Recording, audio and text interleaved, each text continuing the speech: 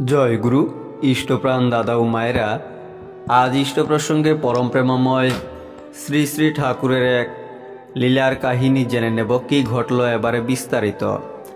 কুষ্টিয়ার ডাক্তার সঙ্গভ্রাতা সত্যচরণ দত্ত মহাশয়ের বহুদিনের প্রাণের একান্ত আকাঙ্ক্ষা, যদি শ্রী শ্রী ঠাকুরের একজোড়া জুতা পাইতেন, তাহা হইলে তাহা আসনে রাখিয়া পূজা অর্চনা করিয়া মনের স্বাদ মিটাইতেন।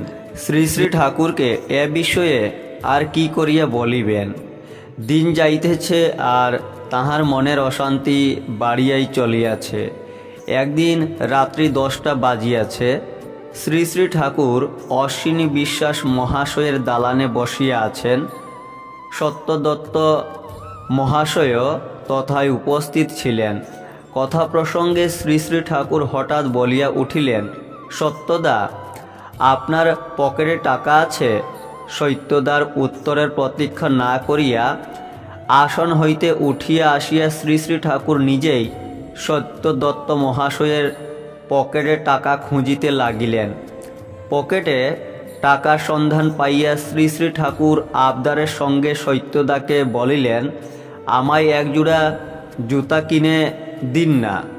সত্যদাকে লইয়া শ্রী শ্রী ঠাকুর বাজারের দিকে রওনা হইলেন। তখন রাত্রি দুপুর, দোকানপাট সব বন্ধ হইয়া গিয়াছে। যাহা হোক, কোনো গতিকে একটি দোকান খোলা ছিল। শ্রী শ্রী ঠাকুর তথায় প্রবেশ করিলেন। শ্রী শ্রী ঠাকুরের ভক্ত আব্দুল জব্বর সে দোকানে কাজ করিতেন। শ্রী শ্রী ঠাকুরের পছন্দ মতো তিনি একজোড়া জুতা বাহির করিয়া দিলেন।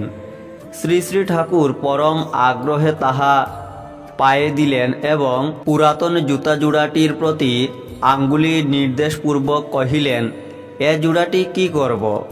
এ আপনি নিয়ে যান সত্যদা। সত্যদার এতদিনের আকাঙ্ক্ষা পূর্ণ হওয়ায় আনন্দ অশ্রুতে তাহার বক্ষ ভাসিয়া গেল। জয় গুরু।